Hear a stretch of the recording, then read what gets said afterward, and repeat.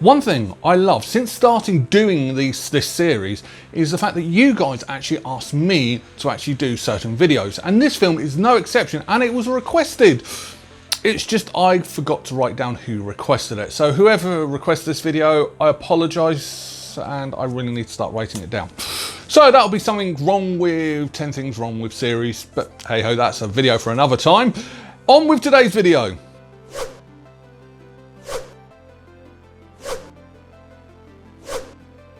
The Fate of the Furious, also known as F8 and also known as Fast and Furious 8, is a 2017 American action film directed by F. Gray Gray. It's a sequel to Furious 7 and the 8th instalment of the Fast and Furious franchise. It tells the story of Dominic Toretto when he's on his honeymoon with Letty, and he is accosted by a cyberterrorist by the name of Cipher, who coerces him via blackmail to working in her and turns him against his team, forcing the whole team to go up against the man who created the whole Furious family. When the film was released, it got mixed reviews. I mean, it got praised for its performances and accuracies, but it was criticised for the storyline and the long running time. But what else was wrong with the film? Well, that's what we're going to talk about. 10 things wrong with The Fate of the Furious. Number 10. Off-screen issues. Normally, I wouldn't say anything about off-screen issues because it actually does help promote the film. Granted, not a positive promotion, but it promotes a film. It hits national headlines while the film's being made. That part of it's good. It's not good when it starts affecting on-screen performances. Now, it's quite common knowledge that The Rock was not happy with this. Now, he loved his female co-stars, but he didn't have nice things to say about his male co-stars. And that is all stemmed down to the issues between him and Vin Diesel. I mean, has anyone noticed that Vin Diesel and The Rock do not actually share a single scene in this film? But that's because they refuse to. In fact, Vin Diesel actually went so far to cut scenes from the film that included The Rock, including a post-credit scene which was going to be set up for the Hobbs and Shaw film. That was cut, all thanks to Vin Diesel. Now, if you have issues, you need to be professional and still do your job in front of the camera. Now, when it affects your performances in front of the camera, that's not a good thing for any film whatsoever. Number 9. Coordinates. Throughout most of this film, it actually has these on-screen things which look beautiful, saying where this scene's set, whereabouts in the world they are. And it looks quite cool, except for one. One of them, it just has a set of coordinates. Now, originally, I was actually just going to say, why are you just putting those coordinates? Until I did a bit of a Google search and typed in to Google what those coordinates are. Are they a random field where people can play football? And I am saying football, I'm not saying soccer. No, it's actually the coordinates for the Universal Film Studios in California. Seriously, in this day and age, you know full well there are going to be nitpicking YouTubers that are going to type those coordinates into Google and find out where it is. That was a bad one. Just pick a random field. That's all you had to do, but no. Number 8, hacker dance. The hacker dance has been used by the New Zealand rugby team, also known as the All Blacks, since 1905. And it is impressive, it is awesome. And oh my God, when you watch it, you think, wow, no matter what, it helps get that team going. Now, in this film, they do it with a girls' football team, and it doesn't quite have the same effect. In fact, it was quite, flat. I mean, granted, there was a bit of a joke afterwards saying, I'm not playing this, from one of the other members of the team, but yeah, that sort of just went badly. Number 7, not using guns. I found this absolutely hilarious. The fact that when Hobbs and Shaw are escaping from prison, there are guards, all with guns. Granted, the guns have rubber bullets, but they still have guns. Do they use them? Towards the end, yes, but to start off with, no. They were actually running closer to these guys escaping, then trying to use the guns. Why not stand from a distance, then fire? Why are you running closer? You've got guns. You haven't got knives, you haven't got swords, you've got guns. They fire projectiles. Number 6, phone call. So after the prison escape, they're in the secret military base, and while they're all talking and trying to search for Toretto, Shaw is in the background on a phone call. So hang on a sec, you have just got this criminal who's just escaped from prison making a phone call. Why? Why is he on the phone? Why have you let him have a phone? Why? It doesn't actually make sense. Now, before anyone says he was being told from his mum the plan of what's going on, no, he wasn't, because he didn't find out until after he was shot by Toretto. But yeah, it didn't make sense. Why are you letting this convicted criminal on the phone inside a secret military base? Any answers? Number 5, lack of family. From the beginning, the Fast and the Furious franchise, the biggest emphasis it's always had is family. Know your family, be there for your family. Every film really hammers this home. So when Dom turns bad on the rest of the team, not one person, not one, thinks, is he being blackmailed? Is there a possibility he's being blackmailed? It didn't cross any of their mind. And I just thought to myself, that's not what, these people would have known that. They would have known something was wrong, but not one of them. They were like, oh great, Dom's a bad guy, we got to go up against Dom. No, it didn't. I didn't like that. They would have understood and known something was wrong straight away, but no one actually brought that up at all. Number 4, radios. So during the Berlin heist, they're all talking through a hands-free radio to each other, which is cool, it's quite futuristic, and I have no problem with that.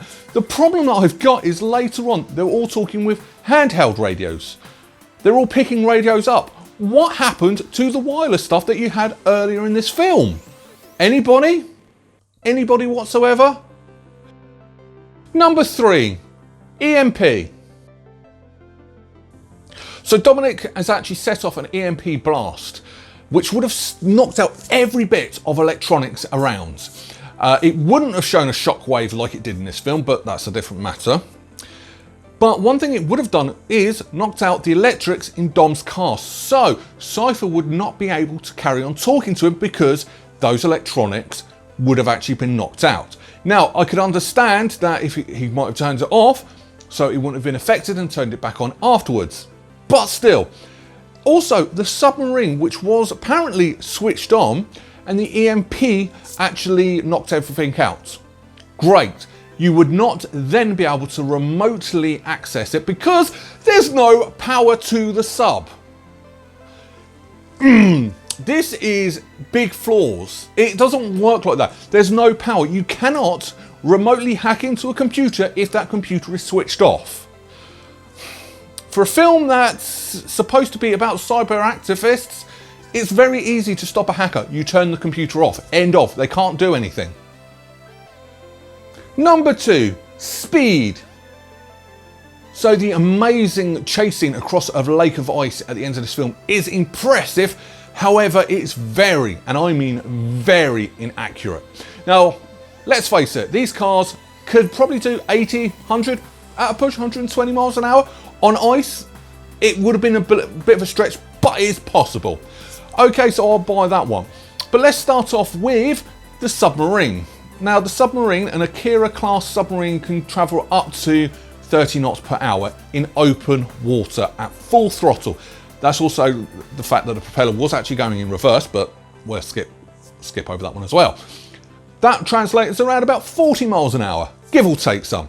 So it would not be able to catch up with these cars at all. Those cars would have been long gone. But that's not the worst one. They do fire a heat-seeking missiles. Now, heat-seeking missiles actually travel at a speed of 2.5 Mach. In translation, that's 1,900 miles an hour. I think the actual terminology is 1,018, but we'll just stick to 1,900. At a car going 100 miles an hour. It would have been taken out within seconds. Up, bang. That's it. A heat-seeking missile would not be going that slow. It would just go out of the sky. It wouldn't be able to stay up as far in the air. Also, the race at the beginning. Going in reverse is the same as first gear, just obviously backwards. It would not be able to go that fast in reverse. For a film about fast cars, they do play quite loose with the speed of these vehicles, really. Number 1, attention to detail. So the big plot twist of this film is Dominic Toretto has actually put a tracking device near the cell where his former girlfriend and now his son is actually being held. You find this out right at the very end of the film when he shows his necklace with a blinking red light on it. Sorry, what? Blinking red light? That was there for a few weeks and nobody noticed that little blinking red light. It would have been annoying as hell. Hell, even filming these videos in front of me, I'm looking at the camera and there's a blinking red light, which is annoying as hell. So you telling me that nobody noticed in all that time, nobody noticed a flashing, blinking red light? Really? Final thoughts. Now I'm going to be honest, I haven't actually watched a Fast and the Furious film since the third one, Tokyo Drift. I lost interest after that. But now I'm doing this series and someone's actually requested it. There's a part of me thinking, shall I watch all of them to get up to this point? And I thought, no, I'll jump straight into number 8. Now, I don't know if that's worked in my favour or not, but I will say I was pleasantly surprised. Now, at the beginning of this video, I did say one of the biggest criticisms was the storyline and the length of the film. The film is 2 hours 15 minutes and 10 minutes of that is actually just end credits. I have no issue with that. I think the length of the film is actually perfect for this film. And the story, what was wrong with the story? It's quite a simple, basic story. You don't want a convoluted film for a film like this. You want something that you can just get in, sit back and enjoy. That's all I wanted. That's what I got. Brilliant. And in fact, they still managed to do a bit of a twist ending into it as well. That's kudos to the scriptwriter and director for actually pulling it off. I actually got suckered in and didn't believe it. So it was brilliant. Well done. The acting was fine. Now I know Dwayne Johnson has actually said a lot of the time he wasn't acting because he was angry making this film, and that shows in his performance in this film, but it works. So I'll let that off. Everything was good, and one thing I loved was the effects they used. Actually putting cameras on cars as they throw them off a building so you can actually see as it's falling. Brilliant. The cinematography on this film is absolutely amazing. There was only one scene I didn't like, and that was during the beginning where the camera is just doing this. I didn't like that, but the rest of it was brilliant. It just looked beautiful, which is what you want from this film. You want to see cars looking amazing. You want to see nice, beautiful, exotic locations. That's what this film screams, and that's what we got. So I don't understand where these critics are coming from. I surprisingly enjoyed this film. And when I actually watched this film, I said to my partner, I'm actually enjoying this film. And she looked at me in shock. It's like, that's not your type of film. But there you go. So what am I going to rank it? Well, I'm actually going to be humorous with my rankings this week. This is the 8th Fast and Furious film, so I am actually going to give it 8 out of 10 berries. I know, I'm being sad, I'm being cheesy, but hey, what the hell. But that's what I think. What do you think of the film? Did you enjoy it? Are you someone that hated it? I know there's a lot of people saying it's not as good as Furious 7, but I haven't seen that one. So, has that actually changed my opinion on this film slightly because I haven't seen the previous ones? Let me know in the comments below. But what are we on doing next week? Well, I'm going to go back to do some fighting games. We've all seen by now the announcement trailers for the new Mortal Kombat film. So let's go into the second Mortal Kombat film, Mortal Kombat Annihilation. If you're looking forward to seeing that, I will see you next Sunday. Take care. Bye-bye.